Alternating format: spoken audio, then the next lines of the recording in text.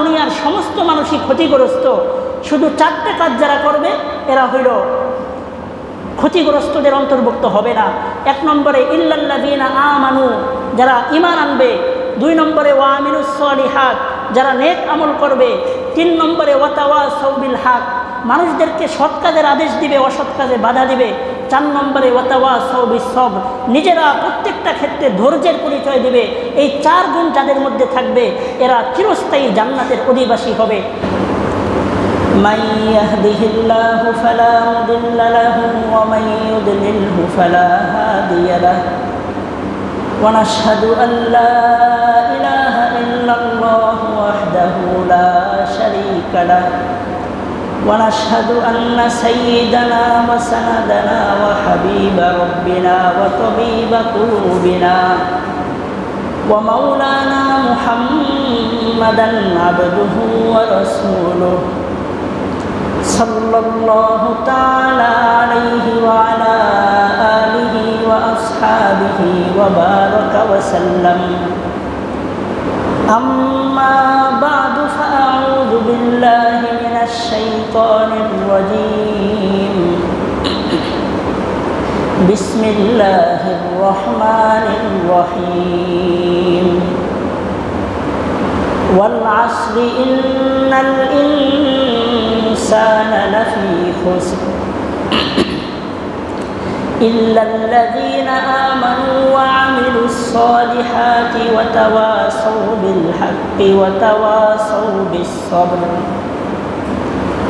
وقال سيدنا رسول الله صلى الله عليه وسلم الكيس من دان نفسه وعمل لما بعد الموت أو كما قال عليه الصلاة والسلام.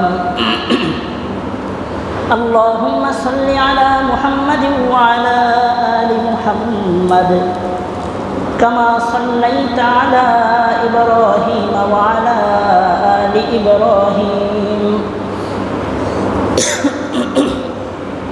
إنك حميد مجيد. اللهم بارك على محمد وعلى آل محمد كما باركت على إبراهيم وعلى آل إبراهيم إنك حميد مجيد. মুহতারাম হাজিরিন, সম্মানিত মুসল্লিয়ানে কেরামগণ, পবিত্র জুমার দিন জুমার নামাজ আদায় করার জন্য দুনিয়ার সমস্ত ব্যস্ততা থেকে ফারিগ হয়ে সবচাইতে শ্রেষ্ঠ জায়গা মসজিদের মধ্যে আসার জন্য আল্লাহ আমাদেরকে তৌফিক দান করেছেন। এজন্য আমরা শুকরিয়া আদায় করি, আলহামদুলিল্লাহ। আজকে আমি আপনাদের সামনে পবিত্র কোরআনের একেবারে ছোট্ট একটা সূরা তেলাওয়াত করেছি, যেই সূরাটা আপনারা সকলেই চেনেন, সকলেরই পরিচিত। সূরাটার নাম হইল সূরাতুল আসর। আল্লাহ বলেন, ওয়াল আসরি ইন্নাল ইনসানা লাফী খুসর ইল্লাল্লাযীনা আমানু ওয়া আমিলুস সলিহাতি ওয়া তাওয়াসাউ বিল হাক্কি ওয়া তাওয়াসাউ বিস সবর। এই এতটুক সূরা, যেই সূরাটার মধ্যে মাত্র 3টি আয়াত আছে। এত সংক্ষিপ্ত সূরা, কিন্তু এই সূরাটার মর্যাদা আল্লাহর কাছে অনেক বেশি। আজকে আমরা মানুষেরা যখন আমাদের সামনে একজন ব্যক্তি আসে, আমরা তাকে কিছু কথা শোনায় দেই, দুনিয়াবি কিছু বক্তব্য তাদের সামনে আমরা পেশ করি। কিন্তু সাহাবায়ে কেরাম যখন একজন সাহাবীর আরেকজন সাহাবীর সাথে দেখা হইত, তখন এই সূরাতুল আসর, ছোট্ট এই সূরাটা এক সাহাবীর সাথে আরেকজনের দেখা হইলে তেলাওয়াত করে তাকে শোনায় দিতেন। অন্য কোনো বেহুদা কথা ওখানে বলতেন না তারা। এই সূরাটা এত গুরুত্বপূর্ণ, ফজিলতপূর্ণ একটা সূরা। এই সূরাটা যে তেলাওয়াত করলাম, এই তেলাওয়াতটাই তো অনেক বেশি ফজিলতের। আজকে আমরা এই সূরার থেকে অতি সংক্ষিপ্তভাবে কিছু তাফসির, কোরআনের এই সূরার তাফসির প্রসঙ্গে কয়েকটা কথা আজকে আলোচনা করব। আল্লাহ এই সূরার মধ্যে বলতেছেন ওয়াল আসরি, সময়ের কসম। আল্লাহ তাআলা সময়ের কসম খেয়ে বলতেছেন, দুনিয়ার মধ্যে আমরা যদি কোনো কথাকে বেশি শক্তিশালী করার প্রয়োজন হয় তখন আমরা বিভিন্ন সময় কসম করি।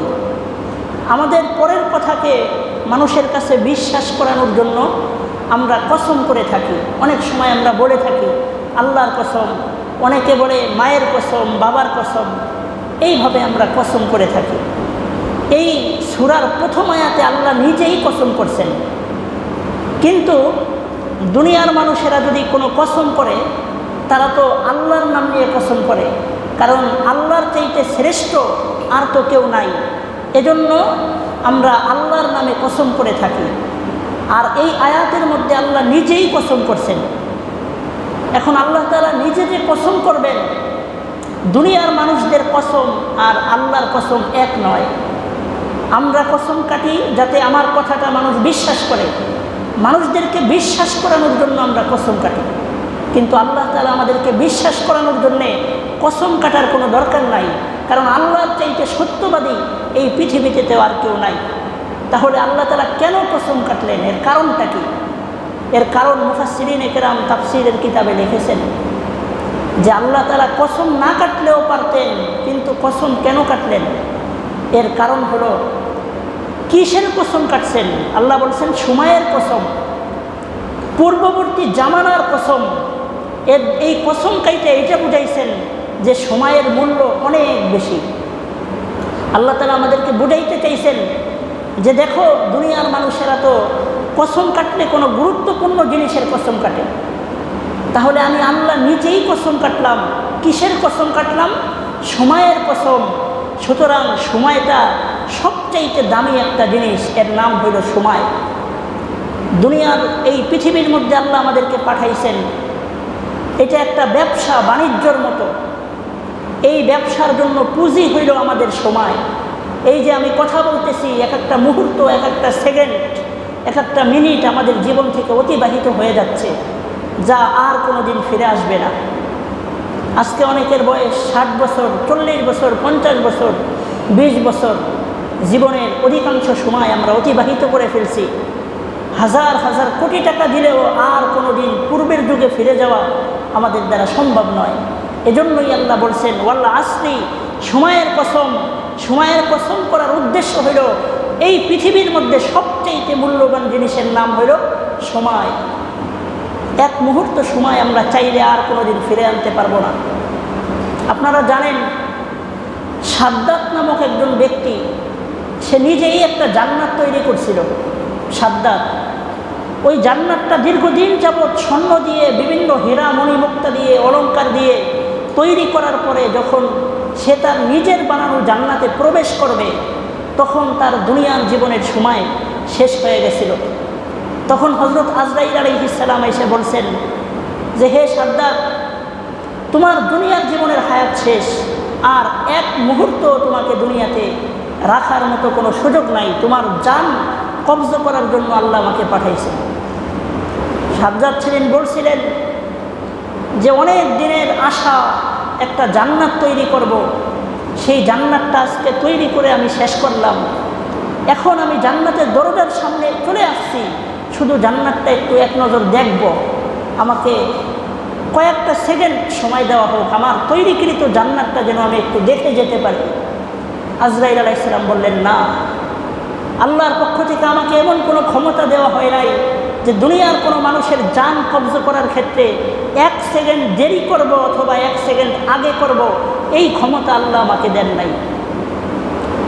আল্লাহ বলেন ইযা জাআ আজালুহুম লা ইস্তাখিরুনা সাআতাও ওয়া লা ইস্তাকদিমুন। দুনিয়ার হায়াত যখন মানুষের শেষ হয়ে যাবে, তখন আর এক মুহূর্ত দেরিও কেউ করতে পারবে না, এক মুহূর্ত আগেও কারো মৃত্যু হবে না। তো দুনিয়ার জীবনের সবচাইতে গুরুত্বপূর্ণ জিনিসের নাম কি? হায়াত, সময়। সময়ের চাইতে গুরুত্বপূর্ণ আর কিছুই নাই। তো এই সময়টা হলো আমাদের জন্য একটা পুঁজি। এই যে আপনারা ব্যবসা করেন, ব্যবসার মধ্যে লাভ হয়, আবার কি হয়, লসও হয়। ব্যবসার মধ্যে দুইটা জিনিস থাকে, হয়তো লাভ হবে, নয়তো কি হবে, লস হবে। লস কাকে বলে? লস বলা হয় আপনি 50,000 টাকা মূল পুঁজি দিয়ে ব্যবসা শুরু করেছিলেন, কিন্তু কিছুদিন অতিবাহিত হওয়ার পরে আপনার এই ব্যবসার যে মূল পুঁজি ছিল 50,000 টাকা, এই পুঁজিটাও শেষ হয়ে গেল। তো এইটাকে বলা হয় ব্যবসার মধ্যে লস। লস হয়েছে। আর লাভ কাকে বলে? আপনি 50,000 টাকা দিয়ে ব্যবসা শুরু করার পরে প্রতি মাসে 50,000 টাকা তো আপনার কাছে থাইকেই যায়, তার পাশাপাশি আরও 10,000, 20,000, 30,000 টাকা পর্যন্ত আপনার প্রফিট হয়, লাভ হয়। এইটা হলো ব্যবসার মধ্যে লাভ হওয়া। তো ব্যবসার মধ্যে দুইটা জিনিস। আল্লাহ বলেন, হে দুনিয়ার মানুষেরা, তোমাদের জন্য আমি একটা ব্যবসা বাণিজ্য তৈরি করে দিছি। এই ব্যবসার মূল ধনের নাম হইল সময়। দুনিয়ার জীবনে তুমি 10 বছর হায়াত পাইছো, এই 10 বছরের জিন্দেগি হলো তোমার জন্য ব্যবসার পুঁজি। তুমি 50 বছরের হায়াত পাইছো, এই 50টা বছর আমি আল্লাহ তোমাকে দিছিলাম ব্যবসার পুঁজি হিসেবে। আর এই পুঁজি খাটাইয়া লাভবান হওয়ার জন্য কি আছে দেখেন। আজকে দুনিয়ার জীবনের ব্যবসার ক্ষেত্রে আমরা আমাদের পুঁজিকে অনেক সময় বিনষ্ট করে ফেলাই, যে এখানে যদি আমি 50,000 টাকা বিনিয়োগ করি, আমার আর এক জায়গা থেকে 2 লক্ষ টাকা লাভ হওয়ার আশা আছে। তখন আমরা কি করি? এই যে পেঁয়াজের ভুঁই লাগাই, 1 বিঘা জমি করতে আনুমানিক কত 50,000 টাকা খরচ হয়। আপনার মধ্যে একটা আশা থাকে যে যখন পেঁয়াজ তৈরি হবে তখন মার্কেটে এটা বিক্রি করলে 2 লক্ষ টাকা আমার ইনকাম হবে। এই আশা নিয়েই তো আপনারা কি করেন? ব্যবসা বাণিজ্য করেন, চাষাবাদ করেন। তো আমার মূলধনটা যদি শেষও হয়ে যায়, কিন্তু আবার একটা ওখান থেকে পুঁজি আমার তৈরি হবে, ওইটা আমার কাজে আসবে, এই আশা নিয়ে মানুষ ব্যবসা করে। তো আল্লাহ বলেন যে হে দুনিয়ার মানুষেরা, দেখো তোমাদের জন্য আমি তোমাদের ব্যবসার পুঁজি হিসেবে দুনিয়ার জীবনের হায়াত, এটা পুঁজি হিসেবে দান করলাম। এই পুঁজিটা প্রত্যেকটা মুহূর্তে মুহূর্তে তোমাদের থেকে শেষ হয়ে যাচ্ছে। আপনার বয়স 30 বছর হয়েছে, তো 30 বছর আপনার জিন্দেগি থেকে শেষ, আর কোনো দিন এটা ফিরে আসবে না। আমার বয়স 25 বছর, 25 বছরের হায়াত আমার জিন্দেগি থেকে শেষ হয়ে গেছে, আর কোনো দিন আমি ওই পূর্বের 25 বছর ফিরে পাবো না। তো আমার মূলধন ফুরিয়ে যাচ্ছে। এই মূলধনটাকে আমরা ফুরিয়ে ফেলতেছি, কিন্তু এই মূলধন ফুরানোর পরে এর মাধ্যমে আমাদেরকে একটা মূল পুঁজি উপার্জন করতে হবে। সেই পুঁজিটা হইল আখেরাতের জীবন। আখেরাতের জীবনের পুঁজি তৈরি করার জন্যে, আখেরাতের ব্যবসায় লাভবান হওয়ার জন্যে আল্লাহ দুনিয়ার এই ব্যবসার পুঁজি আমাদেরকে দান করেছেন। উদাহরণস্বরূপ একজন মানুষ যদি 50 বছর দুনিয়াতে বেঁচে থাকে, তো এই 50 বছরের হায়াত তার পরকালীন হাজার হাজার লক্ষ লক্ষ বছর, যা কোনো দিন শেষ হবে না, ওই জিন্দেগিটাকে জাহান্নাম থেকে বেঁচে জান্নাত কুরাই করার জন্য আল্লাহ এই 50 বছর হায়াত তাকে দিছে। যে 50 বছর হায়াতের মধ্যে তুমি কি তোমার পরকালীন জীবনের পুঁজি উপার্জন করতে পারলা নাকি না পারলা? যে ব্যক্তি তার দুনিয়ার জীবনটাকে শেষ করে ফেলল, কিন্তু আখিরাতের পুঁজি অর্জন করতে পারল না, আল্লাহ বলেন যে সে তো ওই ব্যক্তির মতোই, যে ব্যক্তি দুনিয়ায় ব্যবসা বাণিজ্য শুরু করলো ঠিকই, তার মূলধনটাও শেষ হয়ে গেল, ব্যবসায় কোনো লাভবানও হইল না, সে এক পর্যায়ে দেউলিয়া হয়ে গেল। তো এই জন্য দুনিয়ার জীবনের এই হায়াতটা, এটা দুনিয়াতে আল্লাহ পাঠাইছেন পরীক্ষার স্বরূপ। দুনিয়াতে আমরা এসে ভুলে গেছি যে কেন আমরা দুনিয়াতে আসলাম, কি কারণে আল্লাহ পাঠাইলেন, এই বিষয়টা অধিকাংশ মানুষের স্মরণ নাই। যদি আজকে স্মরণ থাকতো, তাহলে এই এলাকায় শত শত মানুষ থাকা সত্ত্বেও আজকে জুমার নামাজের দিনে মসজিদ খালি থাকতো না। দুনিয়ার মানুষেরা যদি বুঝতো যে আল্লাহ কী জন্য দুনিয়াতে পাঠাইছেন, তাহলে 5 ওয়াক্ত নামাজে মসজিদে জায়গা হইতো না, এত পরিমাণ মুসল্লি মসজিদে আসতো। আল্লাহ যদি চাইতেন, তাহলে প্রত্যেকটা দিনের 24টা ঘন্টা আমাদের কাছ থেকে তার ইবাদত বন্দেগীর জন্য তিনি নিতে পারতেন, কিন্তু তিনি তা করেন নাই। তিনি তা করেন নাই। প্রত্যেকটা দিন এতটুকু পরিমাণ ইবাদত বন্দেগীর আদেশ আল্লাহ আমাদেরকে করেছেন, যতটুকু ইবাদত বন্দেগী করতে সর্বোচ্চ 1 ঘন্টা সময়ের বেশি লাগবে না। আর বাকি 23 ঘন্টা সময় আল্লাহ আমাদেরকে দুনিয়ার কাজ করার জন্য দিয়ে দিয়েছেন। তারপরেও আমরা কত হতভাগা দুর্ভাগা হলে আল্লাহর দেওয়া বিধান নামাজ, আল্লাহ আমাদেরকে 5 ওয়াক্ত নামাজ ফরজ করছেন, অথচ আমরা নামাজের মধ্যে মসজিদে আসি না। দুঃখজনক বিষয়। তো সূরাতুল আসরের তাফসীর আমরা করতেছিলাম। আল্লাহ বলেন ওয়াল আসরি সময়ের কসম, সময়ের কসম, সময়ের চাইতে মূল্যবান জিনিস এই পৃথিবীতে আর নাই। ইন্নাল ইনসানা লাফি খুসর, সমস্ত মানব জাতি এই ব্যবসার মধ্যে, লোকসানের মধ্যে রয়েছে। আল্লাহ সূরাতুল আসরের মধ্যে বলেন যে পুরা দুনিয়ার সমস্ত মানুষই এই ব্যবসার মধ্যে, ক্ষতির মধ্যে রয়েছে, লসের মধ্যে রয়েছে। এর পরের আয়াতে আল্লাহ বলেন ইল্লাল্লাযীনা আমানু ওয়া আমিলুস সালিহাত ওয়া তাওয়াসাউ বিল হাক্কি ওয়া তাওয়াসাউ বিস সবর। এই আয়াতে আল্লাহ চারটে জিনিসের কথা বলছেন। আল্লাহ বলেন যে এই চারটে জিনিস যদি কেউ অর্জন করতে পারে তাহলে সে তার দুনিয়ার ব্যবসায় লাভবান হলো এবং আখেরাতে তার জন্য রয়েছে চিরস্থায়ী জান্নাত। তো সমস্ত মানুষ ক্ষতিগ্রস্ত হইলেও এই চারটে কাজ যারা করতে পারবে, আল্লাহ বলেন তাদের জন্য ব্যবসায় ক্ষতি হয় নাই, তারা ব্যবসায় প্রচুর পরিমাণে লাভবান হইল এবং পরকালীন জীবন তাদের জন্য সুসংবাদ, জান্নাতের সুসংবাদ রয়েছে, তারা চিরস্থায়ী জান্নাতে যাবে। সেই চারটে জিনিস কি কি এটা বলেই আজকে আমাদের আলোচনা আমরা শেষ করব।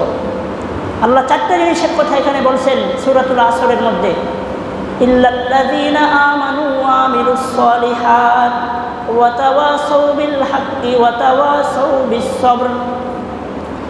আল্লাহ তাআলা সূরাতুল আসরের মধ্যে চারটা জিনিসের কথা আমাদেরকে বলেছেন। তার মধ্যে এক নম্বর কথাটা হইল ইল্লাল্লাযীনা আমানু।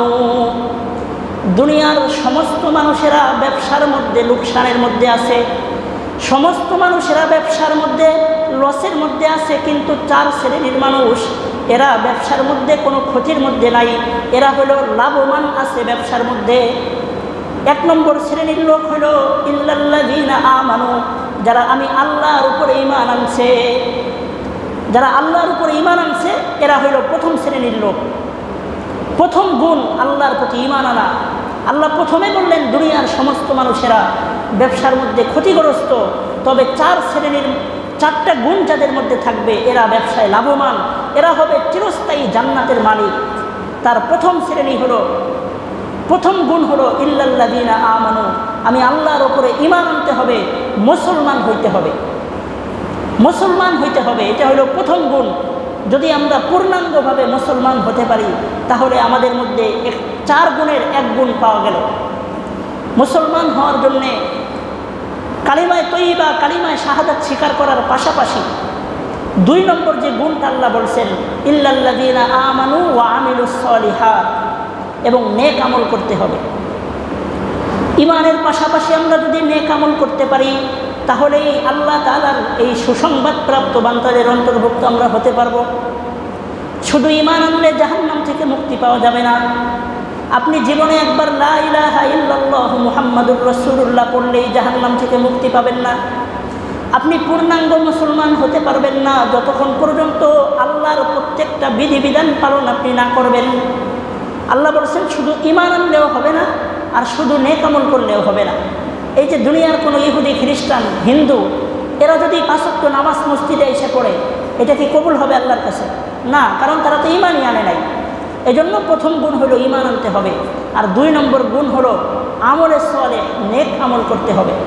আমরা যদি নেক আমল করতে পারি তাহলে আমাদের ভিতরে ওই আল্লাহর দেওয়া চার গুণের দ্বিতীয় নম্বর গুণ নেক আমল, এটা পাওয়া গেল। নেক আমলের ভিতরে অনেক কিছু আছে। এই যে ৫ ওয়াক্ত নামাজ পড়া, এটাও একটা নেক আমল। আল্লাহ তাআলার ফরজ বিধান, নামাজের শাস্তি, কঠিন শাস্তি হবে, জাহান্নামে যেতে হবে নামাজ পরিত্যাগ করলে। এজন্য প্রত্যেকটা বিধিবিধান, আল্লাহর দেওয়া যত বিধিবিধান আছে সবগুলো বিধিবিধানকে পরিপূর্ণভাবে যদি আমরা পালন করতে পারি তাহলে সূরাতুল আসরের মধ্যে আল্লাহ চারটা গুণের কথা বলছেন, তার দ্বিতীয় নম্বর গুণটা আমাদের জন্য পালন হবে। আমরা হতে পারবো চিরস্থায়ী জান্নাতের অধিবাসী। তো দুই নম্বর গুণ হলো নেক আমল করা, বেশি বেশি নেক আমল করা। আর তিন নম্বরে আল্লাহ বলেন ওয়া তাওয়াসাউ বিল হাক্কি ওয়া তাওয়াসাউ বিস সবর। 3 নম্বর গুণ এবং 4 নম্বর গুণ এটুকের ভিতরে আল্লাহ বলছেন। তৃতীয় নম্বরে আল্লাহ বললেন মানুষদেরকে সৎ কাজের আদেশ করতে হবে। আমাদের সামনে দুনিয়ার মধ্যে বিভিন্ন ধরনের ফিতনা ফ্যাসাদ হবে, আর আমরা যদি ওইটাকে নিষেধ করার ক্ষমতা থাকা সত্ত্বেও যদি চুপ থাকি, আল্লাহ বলেন তোমার এই দায়িত্ব পালন হইল না। মানুষদেরকে নেক কাজের, সৎ কাজের আদেশ করতে হবে। আজকে আমাদের সমাজে যত ধরনের খারাপ কাজ হয়ে থাকে হয়তো আমরা নিজেরা অনেকেই খারাপ কাজ করি না, ভালোভাবে থাকি, কিন্তু আমার ক্ষমতা থাকা সত্ত্বেও আমরা তাকে বাধা দেই না। আল্লাহ বলেন এরকম করলে হবে না। তোমার যদি ক্ষমতা থাকে দুনিয়ার সব ধরনের খারাপ কাজ থেকে তুমি মানুষদেরকে বাধা দাও, যদি তোমার ক্ষমতা থাকে। বাধা দেওয়াটা তিনভাবে হইতে পারে। একটা হলো মনে মনে ঘৃণা করা, আপনার হাত দিয়ে মুখ দিয়ে কিছু বলার ক্ষমতা নাই, তো মনে মনে ওই লোকটাকে ঘৃণা করা, যে সে একটা খারাপ কাজ করতেছে, মনে মনে তাকে ঘৃণা করা, তার কাজটাকে সাপোর্ট না করা। আর যদি আল্লাহ আপনাকে এতটুকু ক্ষমতা দেয় যে অন্তত মুখ দিয়ে আপনার বলার ক্ষমতা আছে, এলাকার মধ্যে আপনি একজন মান্যগণ্য ব্যক্তি, তো আপনি মুখ দিয়ে কথাটা বললে তারা মানতে কি হবে, বাধ্য হবে। তখন আপনার জন্য আল্লাহর পক্ষ থেকে আদেশ হলো আপনি ওই খারাপ কাজটায় কী করেন, মুখ দিয়ে তাদেরকে নিষেধ করেন। আর 3 নম্বর নিষেধ করার পদ্ধতি হলো আপনার যদি এতটুকু ক্ষমতা থাকে যে আপনি তাদেরকে লাঠির মাধ্যমে, মাইরের মাধ্যমে ওই কাজ থেকে ফিরানোর ক্ষমতা আপনার আছে। আল্লাহ বলেন যে এই ক্ষেত্রে আল্লাহ রসুল বলছেন যে আপনি লাঠির মাধ্যমে হলেও এই খারাপ কাজ থেকে মানুষদেরকে বিরত রাখুন, এটা তোমাদের দায়িত্ব। কুনতুম খায়রা উম্মাতিন উখরিজাত লিন-নাস তা'মুরুনা বিল মারুফি ওয়া তানহাউনা আনিল মুনকার। আল্লাহ বলেন হে দুনিয়ার মুসলমানেরা, হে মুহাম্মদুর রাসূলুল্লাহ সাল্লাল্লাহু আলাইহি ওয়াসাল্লামের উম্মতেরা, আমি তোমাদেরকে 2টা কারণে শ্রেষ্ঠ জাতি বানাইছি। 1 নম্বর কাজ হলো তোমরা মানুষদেরকে সৎ কাজের আদেশ দিবা, আর 2 নম্বর কাজ হলো তোমরা মানুষদেরকে অসৎ কাজ থেকে বাধা প্রদান করবা। এই 2 কারণে আমরা মুহাম্মদুর রাসূলুল্লাহর উম্মতেরা শ্রেষ্ঠ উম্মত।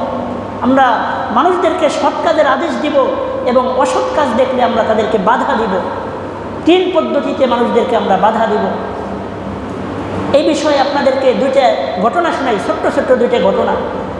একবার আল্লাহ তাআলা হযরত জিবরাইল আলাইহিস সালামকে বলছেন যে হে জিবরাইল, অমুক এলাকায় যাও, ওই এলাকায় গিয়ে তুমি এলাকাবাসী সমস্ত মানুষদেরকে একেবারে পুরা এলাকাটাকে উল্টে ফিরে এইভাবে চাপা দিয়ে মানুষদেরকে নিষ্পেষিত করে ফেলাও, পুরা এলাকার মানুষদেরকে ধ্বংস করে ফেলাও। হযরত জিবরাইল আলাইহিস সালাম আল্লাহর এই আদেশের কারণে আসলেন, এলাকার মধ্যে এসে দেখলেন যে ওই এলাকার মধ্যে একজন লোকের সাথে জিবরাইলের দেখা হইল। জিবরাইল আলাইহিস সালাম তাকে জিজ্ঞাসা করলেন যে ভাই, তুমি কি কোনো নেক আমল দুনিয়াতে করো নাই? ওই লোক উত্তর দিল যে হ্যাঁ, আমার আমলনামা চেক করে দেখেন কোনো নেক আমল করেছি কিনা।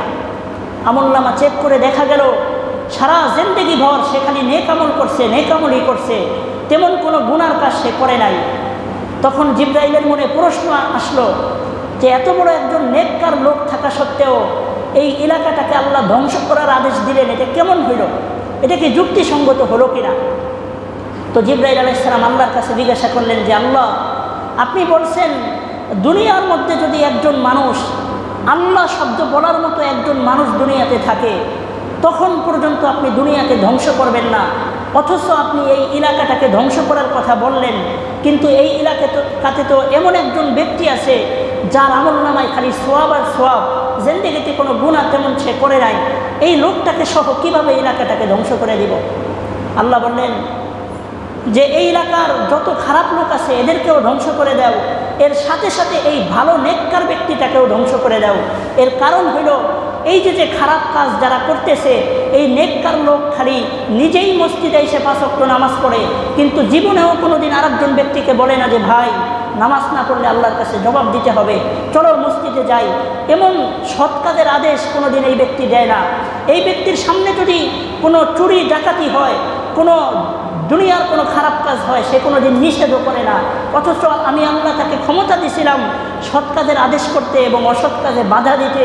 সে এই আমলটা না করার কারণে আজকে তার সাথে সাথে তার এলাকার সমস্ত খারাপ ব্যক্তিদেরকে ধ্বংস করে দাও, এই সাথে সাথে এই ভালো লোকটাকেও ধ্বংস করে দাও। এর কারণ সৎ কাজের আদেশ না দেওয়া আর অসৎ কাজে বাধা না দেওয়া।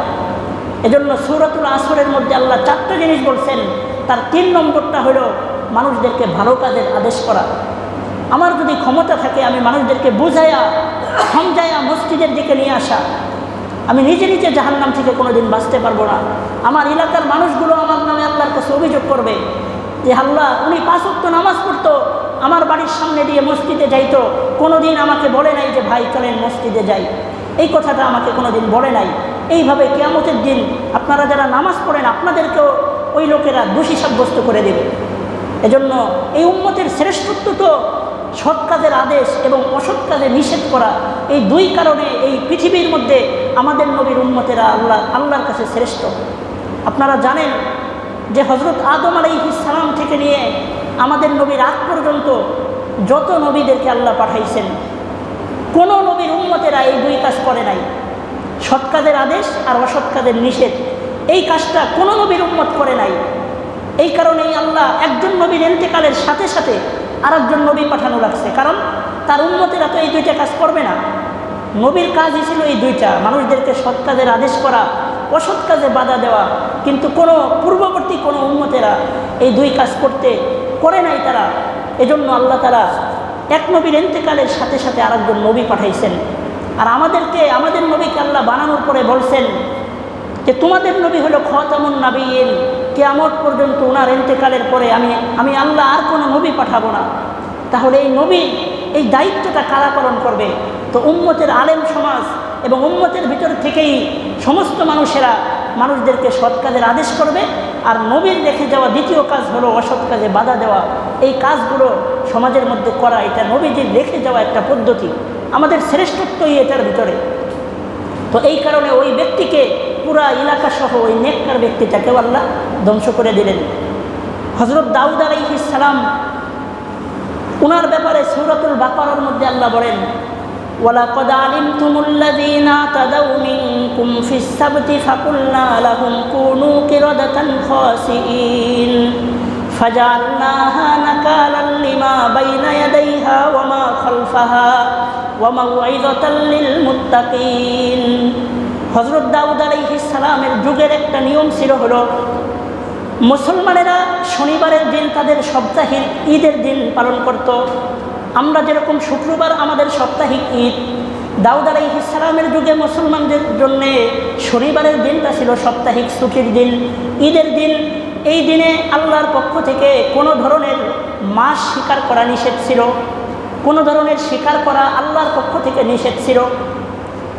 এই দিন দাউদ আলাইহিস সালামের উম্মতদের মধ্যে দুইটা কাজ করলো। এক গ্রুপ হইল শনিবারের দিন মাছ শিকারের মধ্যে লিপ্ত হয়ে গেল। তারা যুক্তি দিল যে আল্লাহ তাআলা শনিবারের দিন মাছ ধরতে নিষেধ করছে, আমরা শনিবারের দিন মাছ ধরে রাখবো, ওই মাছগুলো রবিবারের দিন বাজারে বিক্রি করব, আর ওই মাছগুলো রবিবারে আমরা রান্না বান্না করে খাবো। মানে আল্লাহর কাজের উপরে যুক্তি খাটাইল। আল্লাহ শনিবারে ধরতে নিষেধ করছে, আমরা শনিবারে ধইরা শনিবারে খাবো না, ওইটা জিয়ে রাখবো, রবিবারের দিন খাবো। তো এই যে একটা দল, এরা আল্লাহর আদেশকে লঙ্ঘন করলো। আল্লাহ কোরআনে এই কথাটা বলছেন। এই হলো এক গ্রুপ। আর দ্বিতীয় গ্রুপ কি করলো? দ্বিতীয় গ্রুপ, তারা আল্লাহর আদেশটাকে মানল। তারা শনিবারের দিন মাছ শিকার করলো না, কারণ আল্লাহ নিষেধ করছেন। এই কারণে শনিবারে তারা মাছ শিকার করা থেকে নিজেদেরকে বাঁচায় রাখলো। কিন্তু যারা মাছ শিকার করছে এদেরকে বাধাও দিল না। এই হলো 2 নম্বর গ্রুপ। আর 3 নম্বর গ্রুপ হলো যারা নিজেরা তো মাছ শিকার করলোই না, বরং যেই গ্রুপ মাছ শিকার করেছিল এদেরকে বাধা দিল, এদেরকে নিষেধ করলো। এই 3টা গ্রুপে বিভক্ত হইল। আল্লাহ তাআলা জিবরাইল আলাইহিস সালামকে বললেন যে যেই গ্রুপ নিজেরাও মাছ শিকার করে নাই, অন্যদেরকেও শিকার করতে দেয় নাই, এই গ্রুপটাকে রেখে বাকি 2 গ্রুপটাকে ধ্বংস করে দাও। এবং আল্লাহ তাআলা এদেরকে বানর বানিয়ে দিলেন। 70,000 ইহুদিকে, তৎকালীন সময়ের এইরকম 70,000 মানুষকে আল্লাহ তাৎক্ষণিকভাবে বানর বানিয়ে দিয়েছেন। এবং আল্লাহ বলছেন কিয়ামত পর্যন্ত এদেরকে আমি নিদর্শন হিসেবে রাখলাম। সূরাতুল বাকারার মধ্যে আল্লাহ বলছেন। এর কারণ কি ছিল? যে এক গ্রুপ তো মাছ শিকার করেছিল, কিন্তু আর এক গ্রুপ তো করেছিল না, তাদেরকে কেন বানর বানানো হইল? আল্লাহ বলেন তুমি অন্তত বাধা দিতে পারতা, তুমি বাধা দেওয়ার ক্ষমতা থাকা সত্ত্বেও তুমি কেন বাধা দিলা না? এই কারণে ওই গ্রুপও যেই দোষে দোষী, তোমরাও সেই দোষেই দোষী। ওদের সাথে সাথে আমি আল্লাহ তোমাদেরকেও বানর বানিয়ে দিলাম। এর দ্বারা কি বোঝা গেল? যে আমাদেরকে মানুষদেরকে খারাপ কাজ থেকে বাধা দিতে হবে। এলাকার মধ্যে অনেক সময় অনেক জোরে আওয়াজে গান বাদ্য হয়, এটা তো হারাম কাজ, আমরা সকলেই জানি। তারপরেও যারা করে থাকে, এটা বাধা দেওয়ার মতো প্রভাবশালী অনেক মানুষ এলাকার মধ্যে থাকা সত্ত্বেও তারা বাধা দেয় না। আল্লাহ বলেন কিয়ামতের দিন তোমাদের জবাব দিতে হবে। অসৎ কাজে বাধা প্রদান করার ক্ষমতা আমি তোমাকে দান করেছিলাম, এই ক্ষমতা তুমি প্রয়োগ কেন করলে না? কিয়ামতের দিন আল্লাহর কাছে জবাব দিতে হবে। এটা হলো 3 নম্বর গুণ সূরাতুল আসরের মধ্যে। আর 4th নম্বর গুণ হলো ওয়াতাওয়াসাউ বিস-সবর, মানুষদেরকে ধৈর্যশীলতার আদেশ করবে, ধৈর্যের পরিচয় দেওয়ার জন্য মানুষদেরকে বলবে। এই 4th নম্বর গুণটাও অত্যন্ত গুরুত্বপূর্ণ, সর্বক্ষেত্রে ধৈর্য ধারণ করা। গুনার কাজ করতে মন চায়, মনটাকে সান্ত্বনা দিয়ে ধৈর্য ধারণ করা যে আমার গুনাহ করা যাবে না। যে কোনো ক্ষেত্রে ধৈর্য ধারণ, ধৈর্যের পরিচয় দেওয়া। ধৈর্যের ফল অনেক মিষ্ট। ধৈর্যর প্রতিদান আল্লাহ বলেন ইন্নাল্লাহা মা'আস সাবিরিন, যারা ধৈর্যশীল তাদের সাথে আমি আল্লাহর সাহায্য সর্বদাই থাকবে, ধৈর্যশীলদের সাথে। ধৈর্যের একটা ঘটনা বলে আমি আজকে আমার কথা শেষ করতেছি। হযরত মাওলানা শায়েখ আব্দুল ফাত্তাহ আবু বুদ্দা রহমাতুল্লাহ আলাইহি, উনার এক কিতাব আছে সফওয়াতুম মিন সবরিল উলামা। উলামায়ে কেরাম, আলেম সমাজের মধ্যে কেমন ধৈর্য থাকা দরকার, এমন একটা বই তিনি লিখছেন। এই বইয়ের মধ্যে একজন তাবেঈর ঘটনা উল্লেখ করেছেন। অনেক বড় আল্লাহওয়ালা একজন ব্যক্তি তাবেঈ। এই তাবেঈ ব্যক্তি মক্কার মধ্যে, ওই লোকটার নাম ছিল কাজী আবু বকর। কাজী আবু বকর ওনার নাম ছিল। মক্কার অলিতে গলিতে উনি ঘুরতেছেন। 2-3 দিন যাবৎ অনাহারে তিনি থাকতেছেন, খানা দানার কোনো ব্যবস্থা নাই।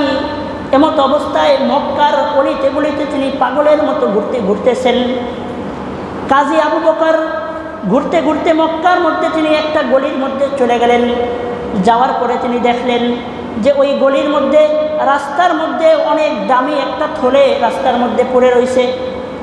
তখন কাজী আবু বকর 3 দিনের ক্ষুধার কারণকে পেটে নিয়ে ওই থলিটা উনি ওই রাস্তা থেকে উঠাইলেন। থলিটা উঠানোর পরে বাড়িতে নিয়ে গেলেন।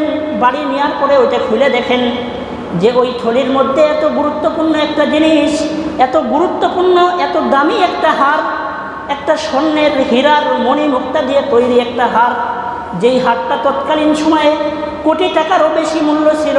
এমন একটা হার ওই থলের মধ্যে রয়েছে। কাজী আবু বকর বলেন, আমি 3 দিন পর্যন্ত অনাহারে রয়েছি, তারপরেও ওই হারটাকে আমি বাড়িতে নিয়ে আসলাম। বাড়িতে আনার পরে আমার মনের মধ্যে এই কথাটা চলে আসলো যে এই হারটার মালিকটাকে।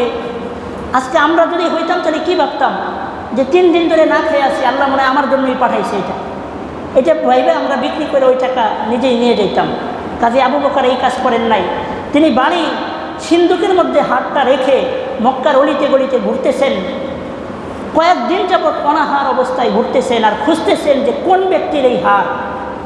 ঘুরতে ঘুরতে একটা সময় একজন বৃদ্ধ লোককে দেখলেন, সমস্ত দাড়িগুলো পাকা, রাস্তার মধ্যে দিয়ে ঘুরতেছেন একজন বৃদ্ধ লোক, আর জোরে জোরে ঘোষণা করতেছেন যে হে মক্কার মানুষেরা শোনো, আমি বৃদ্ধ, ইয়ামান থেকে মক্কায় এসেছিলাম।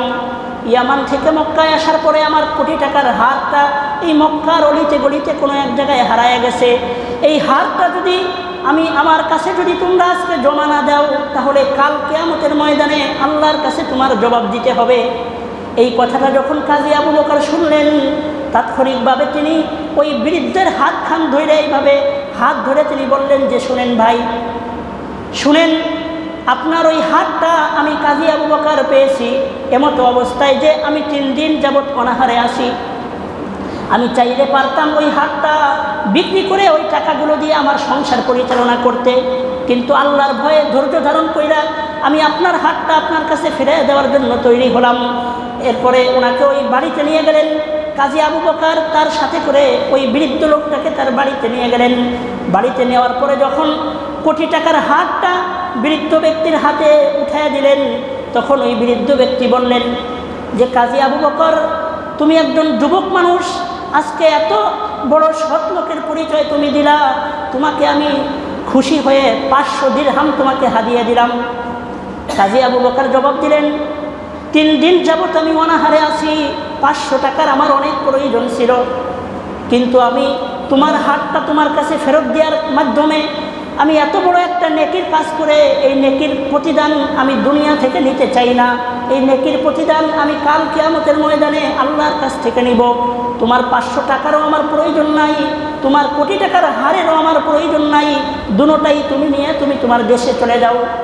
কাজী আবু বকর তখন তার হার আর ওই 500 টাকা নিয়ে তিনি তার দেশ ইয়ামান থেকে এসেছিলেন, আবার ইয়ামানে ফিরে চলে গেলেন। এরপরে এই কাজী আবু বকর কিছুদিন পরে আরও কয়েক বছর অতিবাহিত হয়ে যাওয়ার পরে একদিন সমুদ্রের মধ্যে সফর করতেছিলেন। সমুদ্রের মধ্যে সফর করা অবস্থায় প্রচণ্ড ঝড়ের কারণে তাদের সমুদ্রের মধ্যে তাদের ট্রলারটা ডুবে যায়। ডুবে যাওয়ার পরে কাজী আবু বকরের সমস্ত বন্ধুবান্ধবেরা সমুদ্রের মধ্যে নিমজ্জিত হয়ে সকলেই দুনিয়া থেকে বিদায় নিয়ে ইন্তেকাল করেন। আল্লাহ তাআলার অশেষ মেহেরবানিতে এই কাজী আবু বকরকে আল্লাহ তাআলা জীবিত রেখে বেহুশ অবস্থায় ইয়ামানের একটা দ্বীপের মধ্যে নিয়ে উঠাইলেন। ইয়ামানের একটা দ্বীপের মধ্যে ওঠার পরে যখন সূর্য উঠল তখন কাজী আবু বকরের জ্ঞান ফিরল। কাজী আবু বকরের জ্ঞান ফেরার পরে যখন তিনি দেখলেন তার সমস্ত সঙ্গী সাথীরা ইন্তেকাল করেছেন, একমাত্র তিনিই বেঁচে আছেন, তখন তিনি ইয়ামানের একটা মসজিদের মধ্যে গিয়ে আল্লাহ তাআলার শুকরিয়া আদায় করে 2 রাকাত নামাজ পড়লেন আর আল্লাহর কাছে কোরআন তেলাওয়াত করে জোরে জোরে দোয়া করতেছেন, আল্লাহ আয় আল্লাহ, আপনি আমার সমস্ত বন্ধুদেরকে দুনিয়া থেকে বিদায় করে নিয়ে গেলেন, আমি কাজী আবু বকরকে ভালোবেসে এই মুসিবত থেকে বাঁচায় আপনি জীবিত রাখছেন, আপনার জন্য শুকরিয়া আদায় করতেছি। ইয়ামানের ওই দ্বীপের সমস্ত মানুষেরা কাজী আবু বকরের মনোমুগ্ধকর কোরআন তেলাওয়াতের আওয়াজ শুনে সকলেই মসজিদে এসে উপস্থিত হইল। মসজিদের মধ্যে এসে ওই যুবক কাজী আবু বকরকে দেখে জিজ্ঞাসা করতেছে যে, ভাই, এত সুন্দর কোরআন তেলাওয়াত তোমার পরিচয় কি, কোথা থেকে তুমি আসলা? কাজী আবু বকর বলেন, আমি মক্কা থেকে এসেছি, আল্লাহর রসুলের দেশ থেকে আমি এসেছি, মক্কা মদিনা থেকে অনেক দূরে ইয়ামানে আমি এসেছি। এরকমভাবে আমাদের ট্রলারে ডুবে যাওয়ার কারণে আমার বন্ধুবান্ধবরা সব মরে গেছে, আল্লাহ তাআলা আমাকে জীবিত রেখেছেন, তোমরা যদি আমাকে একটু অনুগ্রহ করে আমার দেশে ফিরে যাওয়ার সুযোগ করে দিতা। তখন ইয়ামানের মানুষেরা বলল যে, এই মসজিদের ইমাম সাহেব যিনি ছিলেন কিছুদিন আগে তিনি ইন্তেকাল করে দুনিয়া থেকে চলে গেছেন। এই এলাকার মধ্যে, এই দ্বীপের মধ্যে কুরআন হাদিস জাননেওয়ালা মানুষ আর কেউ নাই, একমাত্র তুমি ছাড়া। আল্লাহ তাআলা তোমাকে আমাদের জন্য পাঠাইছেন, তুমি আমাদেরকে দ্বীনের বিষয় শিক্ষা দিবা, আজকে থেকে তুমি আমাদের ইমাম, তুমি আমাদের এলাকাতে থাকবা, তোমার সমস্ত ভরণ পোষণ থাকা খাওয়ার দায়িত্ব আমাদের, তুমি আমাদেরকে কোরআন শিক্ষা দিবা আর আমাদের মধ্যেই তুমি থাকবা, আজকের পর থেকে তোমার আর মক্কায় ফিরে যাওয়ার কোনো প্রয়োজন নাই। কাজী আবু বকর ওখানে থেকে গেলেন, নিজের মাতৃভূমির মায়া ছেড়ে আল্লাহর কোরআন শিক্ষা দেওয়ার জন্য তিনি সেই মক্কা থেকে ইয়ামানে এসে ইয়ামানেই মানুষদেরকে আল্লাহর দ্বীন শিক্ষা দিতেছেন। আজকাল উলামায়ে কেরাম এই কারণেই নিজেদের ফ্যামিলি ছেড়ে, বাসা ছেড়ে, বাড়ি ছেড়ে পৃথিবীর আনাচে কানাচে গিয়ে আল্লাহর দ্বীন শিক্ষা দেয়। মক্কাতে 1 ওয়াক্ত নামাজ পড়লে 1,00,000 রাকাত নামাজের সওয়াব, তারপরেও সে মক্কায় ফিরে না গিয়ে মানুষদেরকে দ্বীন শিক্ষা দেওয়ার জন্য ওই ইয়ামানের দ্বীপে থেকে গেলেন। এরপরে ঘটনার আর সামান্য একটু বাকি আছে। এরপরে মুসল্লিরা তাকে ধরলো যে, ভাই ইমাম সাহেব, আপনি তো বিবাহ করেন নাই, যুবক মানুষ, আমাদের এলাকায় অত্যন্ত সুদর্শন এবং অত্যন্ত নেককার একটা মেয়ে আছে, আপনি যদি রাজি হন তাহলে তার সাথে আপনাকে বিবাহ দিতে চাই আমরা। তখন কাজী আবু বকর উনি রাজি হয়ে গেলেন। রাজি হওয়ার পরে বিবাহের জন্য ব্যবস্থা করা হলো। এক পর্যায়ে বিবাহ পড়ানোর পরে কাজী আবু বকরকে এবং তার স্ত্রীকে একসাথে ওখানে রাখা হলো। বর এবং কনেকে একসাথে রাখার পরে কাজী আবু বকর তার স্ত্রীর গলার দিকে তাকায় আছে, স্ত্রীর গলার মধ্যে একটা হার পরা, ওই হারের দিকে কাজী আবু বকর তাকায় আছে। স্ত্রীর মনে প্রশ্ন জাগলো যে, আমার স্বামী কি একেবারে লোভী নাকি, আমার হারের দিকে এইভাবে নজর করে তাকায় রয়েছে কেন? এই প্রশ্ন জাগার কারণে কাজী আবু বকর নিজেই এই প্রশ্নের উত্তর দিয়ে বলতেছেন যে, হে আমার প্রিয় স্ত্রী, শোনো, তোমার হারের দিকে আমি তাকায় রয়েছি, এর কারণ এই নয় যে তোমার হারের প্রতি আমার কোনো লোভ আছে, বরং এই হারটা তো ওই হারটার মতো দেখা যায় যেই হারটা 3 দিন যাবৎ অনাহারে মক্কার অলিতে গলিতে আমি ঘুরতেছিলাম, এমতো অবস্থায় রাস্তার মধ্যে এই হারটা আমি পেয়েছিলাম। আর এই হারটা পাওয়ার পরে এই হারটা যেই বৃদ্ধ লোকটার ছিল, ওই বৃদ্ধ লোককে আমি যখন হার ফিরিয়ে দিতে গেছিলাম, সে আমাকে 500 দিরহাম হাদিয়া দিয়েছিল। উপহার দিয়েছিল, আমি আল্লাহর পুরস্কারের অপেক্ষায় ওই 500 দিরহামও তার কাছ থেকে নেই নাই, এই হারটাও তাকে ফেরত দিয়েছিলাম। ওই হারটার মতো হারই তো তোমার গলার হারটা মনে হচ্ছে। এই কথা শোনার সাথে সাথে ওই স্ত্রী, ওই মেয়েটা চিল্লায় কাঁদতে দিলেন আর বললেন যে তাহলে ঘটনাটা শুনেন। মক্কার মধ্যে যেই ব্যক্তির হার হারাইছিল তিনি ছিলেন আমার পিতা। আমার পিতা দুনিয়া থেকে ইন্তেকাল করে চলে গেছেন। ইন্তেকালের সময় আমার পিতা আমাকে জড়ায় ধরে কাঁদতেছিলেন আর বলতেছিলেন যে হে আমার কলিজার টুকরা সন্তান, হে আমার কলিজার টুকরা একমাত্র কন্যা, আজকে আমার ইন্তেকালের সময় তোমাকে যদি মক্কার ওই যুবকের মতো একজন জান্নাতি ছেলের হাতে আমি তুলে দিয়ে যেতে পারতাম তাহলে আমার মরাটাও সার্থকতা হইতো, মরেও আমি অমর হয়ে থাকতাম। মক্কার মধ্যে এমন একটা যুবক আছে যেই যুবকটা কোটি টাকার হারের লোভটাকে সামলাইয়া ধৈর্য ধারণের পরিচয় দিয়েছিল। এমন একটা জান্নাতি যুবকের হাতে যদি মৃত্যুর সময় তোমাকে আমি তুলে দিয়ে যেতে পারতাম। তো ওই মেয়ে বলতেছে যে আমার পিতা ইন্তেকালের সময় এই আফসোস করে গেছিলেন, তো আল্লাহ তাআলা এত কিছু ঘটাইয়া শেষ পর্যন্ত সেই কাজী আবু বকর আপনার হাতেই আমাকে আল্লাহ তাআলা আবার ফিরিয়ে দিলেন এবং এই হাটটা আমি আপনাকে হাদিয়ে দিয়ে দিলাম। এই হাটটা বিক্রি করে সমস্ত টাকা আপনি চাইলে আল্লাহর রাস্তায় দানও করে দিতে পারেন। তো দেখেন ওই দিন চাইলে উনি হাটটা চুরি করে নিয়ে যেতে পারতেন। উনি কি ধৈর্যের পরিচয় দিয়েছেন, এই ধৈর্যের পরিচয় মিষ্টি, এজন্য আল্লাহ তাআলা ওই হাটটাও তাকে দিয়ে দিয়েছেন, আবার ওই সুন্দরী রমণীর মালিকও আল্লাহ তাকে বানায় দিয়েছেন। তো সূরাতুল আসরের তাফসীর আজকে আপনাদেরকে শোনাইলাম। এখানে আল্লাহ তাআলা বলছেন 4টা জিনিস, সারা দুনিয়ার সমস্ত মানুষই ক্ষতিগ্রস্ত, শুধু 4টা কাজ যারা করবে এরা হইল ক্ষতিগ্রস্তদের অন্তর্ভুক্ত হবে না। 1 নম্বরে ইল্লাল্লাযীনা আমানু, যারা ঈমান আনবে। 2 নম্বরে ওয়া আমিলুস সলিহাত, যারা নেক আমল করবে। 3 নম্বরে ওয়াতাওয়াসাউ বিল হক, মানুষদেরকে সৎ কাজের আদেশ দিবে, অসৎ কাজে বাধা দিবে। 4 নম্বরে ওয়াতাওয়াসাউ বিস সবর, নিজেরা প্রত্যেকটা ক্ষেত্রে ধৈর্যের পরিচয় দিবে। এই 4 গুণ যাদের মধ্যে থাকবে এরা চিরস্থায়ী জান্নাতের অধিবাসী হবে। আল্লাহ আমাদের প্রত্যেককেই সূরাতুল আসরের উপরে আমল করার তৌফিক দান করেন, আমিন। ওয়া আখিরু দাওয়ানা আলহামদুলিল্লাহি রাব্বিল আলামিন।